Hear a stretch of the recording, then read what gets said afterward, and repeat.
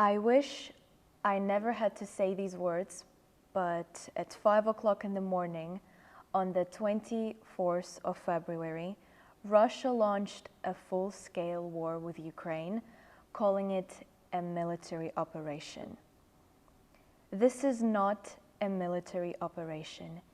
It is a real war, and now I will tell you why.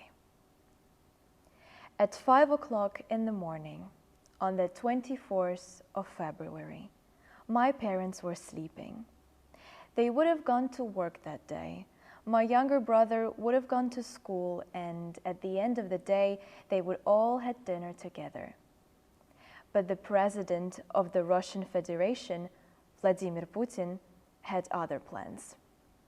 He decided to invade Ukraine. So at that morning, my parents woke up not because of the sound of an alarm clock, but from a siren that sounded throughout whole Kyiv. The war started, and no one knew what to do. The whole of Ukraine, including big cities such as Odessa, Kharkiv, Kropyvnytsky, Sumy, and of course the capital of Ukraine, the city where I grew up, Kyiv, are heavily attacked. Russians do not stop yet.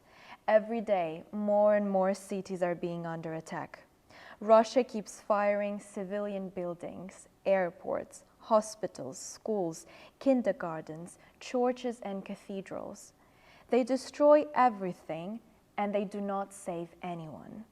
They kill innocent people.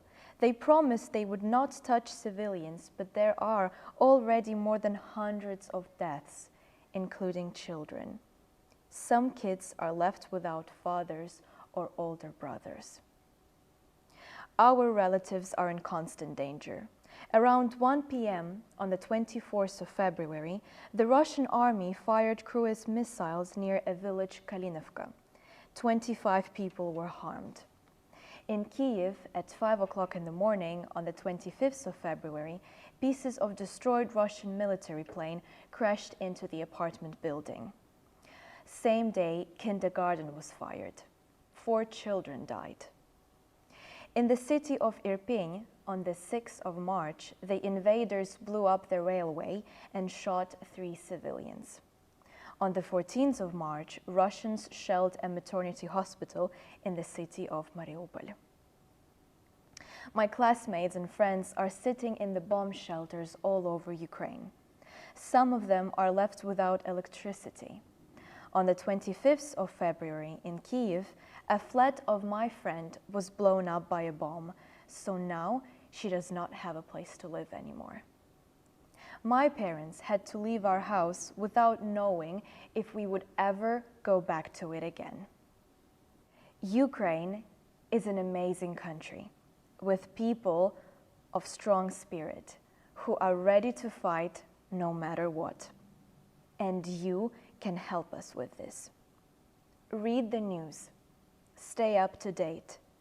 You can help by donating money or just by sending goods that many people who are left without home are so in need right now. I am not in Ukraine, but I am Ukrainian. And my life stopped the moment Putin invaded Ukraine. I cannot work.